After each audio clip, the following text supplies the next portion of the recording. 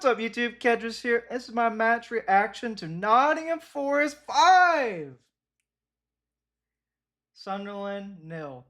Great game, guys. I honestly thought it was a fair match at the very beginning of it. Very back and forth. And then once we kind of got the own goal from Hume, the match really kind of lost its way. We just absolutely dominated to the last 15 minutes where we decided to play for safety instead of just trying to keep the ball. But hey, I can't be picking in at everything. So, great performance, great job. I want to talk about it. Was it a 4-4-2? Was it a 4-2-2-2?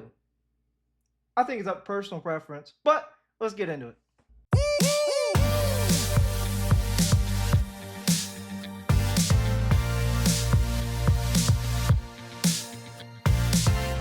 So you can see the lineup here. I want to start on the left with the opposition, starting with Sunderland. Starting at the back, Roofs. Bad game, brother. Bad game, bad decisions. Especially the one where he gave the ball to Morgan Gibbs-White after Chris Wood kind of like tipped the pass, put it back in, and Chris Wood slotted it into the goal. By the way, Cristiano Wadinho got his goal. But not a good performance from him. I don't think the whole defensive unit was that good, to be honest with you. Alderete, I felt like kept kind of stepping out and losing the ball and wasn't as defensively solid as I thought. I thought this may be a high-scoring game. I even said that during my watch-along, just because usually when you concede a lot of goals, it turns into kind of like a rolling trend. So I was thinking maybe because the Aston Villa game, and damn, did we come to play, and we wanted goals. And we got them goals, boys. So the defense was very questionable for me, especially, I think, Hume. I don't really blame him for the own goal. Can't really blame something in the back of your head. Maybe he should have fought Igor more, but it is what it is. And Mukiele, I thought it was actually decent. Ballard, God, dude, every time that dude touched the ball, I thought something was going to happen. He is definitely a quality player, man. I would love to have him, but we have Milenkovic, the Serbinator, as Brobby found out. Speaking of Brobby, their striker, absolutely inconsequential. I don't even think he had a shot. Let me look at this. As you can see, I had to pull up a sofa score, but he's right here. No shots. Total shots, 0. Like I said in my pre-match, I thought that if you have a striker who goes toe-to-toe with the Serbinator usually wins. That's literally what Milenkovic is great at. He's not good at the tracking back. He's not got the pace. But you ask him to just control a striker, easy peasy, lemon squeezy, let me tell you. And I think Bobby had mostly no impact. I did think he did really good when he did get the ball to kind of lay it off, to hold possession. Even when he was being kind of overwhelmed by the Serbinator, he was able to kind of lay it off to his teammates and provide some threat. Honestly, besides the Lefebvre long shot and the one from the free kick where Mukiele ended up kind of going into cells and knocking him over, that got disallowed, I didn't really feel a threat from Sunderland, to be honest with you. And that was really surprising because I always thought, at least attacking-wise, they had shown something all season, but it wasn't really there. Moving midfield, Xhaka, such a good player, still such a good player. Siddiqui had his hand broken. Sorry for him, but did not look that good, to be honest with you. I felt like he was anonymous. Diarra, he was really trying. He was very aggressive. I do have to give him kudos for at least coming with the attitude, but ineffective. Rig, stinker and hooked. And Lefebvre, probably the best opportunity they actually got from that whole thing was his long shot. He kind of took on a more free-flowing form in the second half where he was allowed to move around on the pitch, and he became more effective, but still not enough. Sunderland, man, you guys are going to stay up. You've had an amazing season, promotion, mid-table finish. There's nothing to be sad about. Sometimes these results happen. And, well, welcome to the Premier League. And let's go to Forest. Moving to the Forest team, Matt Sells, absolutely great game from him, especially the save on the Lefebvre long shot.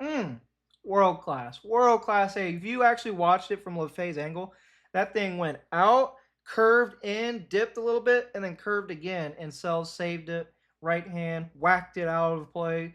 Excellent shot stopping from the master himself. We want to see more of this. Him and Ortega, man. Him and Ortega. Who do you pick? Moving to our fullbacks, Ina and Williams. Kind of anonymous, which is a good thing when you're a defender. And, I mean, they produced some chances, I would say. They weren't like the standout players on the team, but they did their job and they did it well. Obviously, you had to have a good performance from everybody on the pitch in order to dominate a game so much. So, great performance from them. Moving to our center backs, Milenkovic, Serbinator. Great showing. Absolutely dominated and controlled Brobby. Their striker had nothing for him. And, I mean, he had 0 shots. So, great game from him. Jair Cunha, unfortunate. I think he had a dislocated shoulder. Sucked because he looked really good. He looked solid defensively. I do think he was doing a thing where he would, like when he would win a header, he would just kind of head it up the pitch randomly. Obviously, he's young, so he's got stuff to work on. One of those things is when you win a header, don't just win it to a teammate. Head that to a teammate. And I think that's going to be something that comes with experience. He looked great, looked fantastic. I have 0 problems with him. Morgan Gibbs-White, another stellar performance. I think the 4-4-2 or 4-2-2, whatever you want to call it, is working out great for him. What it does is allow him not to get lost in the middle of the park. We do play through our wingers. As much as we don't have wingers that can win, we play through them. So when Hayes on the left, he's getting the ball, he's affecting the game. Sometimes he comes inside to help, but he's kind of where his flicks and tricks are kind of pushed to an area where it's acceptable. Like you expect a winger to lose the ball trying to do some fancy crap, and he's just strong, looks good, attacks the back post. Great header, by the way. Guy has got a great header on him. So I think I've always said I don't think he's a 10, bro. He's like a 8, half winger 8, left wing, left midfield, however you want to call it. I think really works for him. Maybe something to think about moving forward. Don't need to get a left winger in the summer. Just alternate between Gibbs-White and Callum Hudson-Odoi. Looking at Hutchinson, not as much impact, but I thought he was good. He was good. He affected the game and created chances and opportunities. I liked how he played. I'm really liking him in this role where you can kind of doesn't have to worry about a 10 running into a 10 in the middle of the park. He can invert when he wants to, kind of find the space. I really do think this formation just plays to our strengths so well. And I'll talk a little bit more about that when I get to Vitor Pereira. Moving to our midfield, Sangare. He was all right. He won the ball. His passing was a little off. He'd been kind of mediocre, so, he looked worse than he actually was because just everyone else was so good. He had a mediocre performance. Nothing wrong with that. Anderson winning the ball. When I actually start, paying attention, I saw a stat thing where it says he has the most, possessions won in the Premier League this season. And then actually watching him, the way he positions himself, man, so good. I know he's going in the summer. We're going to get probably $100 million for him, maybe more. What a player. And I wish him the best of luck, man. I really do. Moving to the strikers, I think this is where we've been talking about this all season. Igor Jesus, for me, is not an out-and-out striker in the Premier League. He can't play up top by himself. But being able to play with Chris Wood and play more as the dropping 10 role and allowing Chris Wood, who's a little older, to stay up higher in the pitch, I think is actually benefiting both of them. He looked really good, especially when he kept tracking back to help with defensive responsibilities. And because he's more of a striker than a midfielder, when he plays that kind of 10 position, that false 9 striker position, he doesn't drift, which is what Gibbs-White does, and it kind of clears out the middle of the park. He stays central, he stays in his area, and I think that really, really benefits us. The Gibbs-White thing where he's always flowing to one side or the other, I feel like he gets lost in the sauce. And that's why he disappears some games. This way, I like this. I like Igor playing with Wood, and I think it makes it to where it simplifies our summer transfer window. Awani, very, very competent backup striker. And then we just need to get one guy to kind of slowly phase Chris Wood out, because unfortunately the dude is 34 years old. Got to start looking to the future. But he got to go. Cristiano Ronaldo got his goal, looked great, absolutely helped with build-up play. Actually won a header, although it wasn't from his head, it was actually on his shoulder. But he did win one, okay? So maybe the guy we get to be the Chris Wood heir apparent, maybe win some headers. But love him, dude. I love him. He's a fox in the box. Absolutely great player.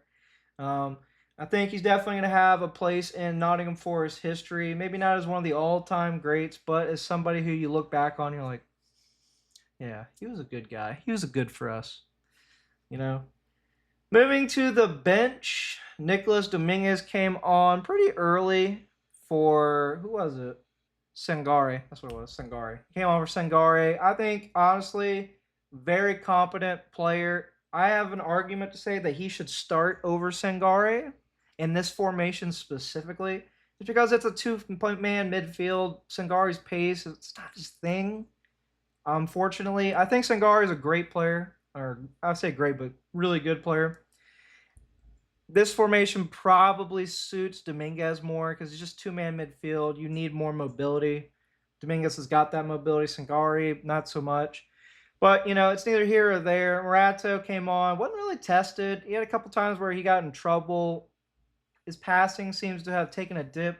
I think his confidence is probably going, which I'm okay with. He can leave in the summer. I'm okay with a backup of Abbott, and then we can go get a center back, honestly, because you're probably going to start next season. You're probably going to start with Milenkovic and Cunha, and then you'll have Abbott as your only backup. So probably you need to go get like maybe two center backs in the summer. But selling Morato is a priority. Luka Nets finally came out, saw him. He was there. He exists, guys. Looked good. Won the ball cleanly multiple times. Pushed up the pitch. I don't know why he doesn't get more minutes. He every time he's played, and you know this could be biased because he's got limited minutes. He looked decent, honestly. I have no problem with him, and I don't understand why he's not being utilized more, especially to have Ina and Nico Williams kind of get more of a rest and more of their minutes kind of toned down. Weird for me. Ryan Yates came on. Yatesy looking good, fouling people like it's nobody's business. Gotta love Yatesy, and oh, you are you all right? And then finally, Awani got a couple minutes at the end. I really think Awani needs to get more minutes, bro. I really do. I think, especially if we're gonna be playing this two-striker formation, he needs to be Awani specifically needs to be consistently being used every single game, coming on like the 60th, 70th minute. Because we got to save these guys, especially, Chris Wood, who's kind of getting older in age. I know he's getting his minutes back, but it's also about protection from injury, And, maybe we're at the last run in the season. You're like, oh, I don't care about that kind of crap. Just play your strongest team every time. I agree. But Owani, for me, always has something to offer when he comes on. And I think he deserves minutes in this team. I really do. And with a two-striker formation, he should be getting minutes every single game. Moving on to Vitor Pereira. I think he's finally found his formation for us, a 4-4-2 or 4-2-2, depending on how you want to look at it. I know if I'm talking to Gibbs-White, who said he wants to be a 10, it's a 4-2-2-2 because, technically it's a 10. But great finding it. He found it. He's instilled confidence in our players. He's shown us the way. I mean, that's 9 goals in 2 matches. 9 goals in 2 matches, bro. We are going into this Aston Villa game primed and ready. He has done the business that I've asked him to do. And now we can attack this Europa League without any concerns. I think we're safe. So I'm that guy where I talked about having that switch if we win against Burnley, if we win against Sunderland. It's switched now. Europa League is the priority, boys. Priority. So, awesome job from him. Obviously, I'm trying really hard not to jump to the conclusion of Pereira is the guy moving forward. I want to see more. There's still some things I'm not quite, I wouldn't say happy about, but I'm still got some concerns. But he's doing a great job, and he is absolutely putting his name at the top of the list. I honestly would take him over Marco Silva right now. There's some other names I would take over Pereira. That's because they just have For me, I've seen him watch him being more tactically competent for so much longer. Pereira, he's got it, dude. I'm telling you what, man. He keeps on this trajectory, I might have to get off the fence. You know what I'm saying? But great game, great tactics, great substitutions. He's just doing everything at a high level right now, man. An elite manager. So that's pretty much everything I wanted to say. If you guys liked the video, please leave a like, comment, subscribe down below. I really do enjoy comments. I don't get much of them, unfortunately. But, that was a great result for us. I mean, 5-0, bro. 9 goals in 2 games. Oh, we are high flying going to this Aston Villa match, which preview for will be out on Wednesday. Game is on Thursday. I got to think of something to put out Monday. I don't want like a 4-day gap between when I put out videos and content.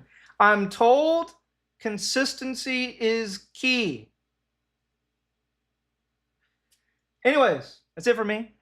And the end of the day, guys, most important thing, come on, you Reds. Yeah.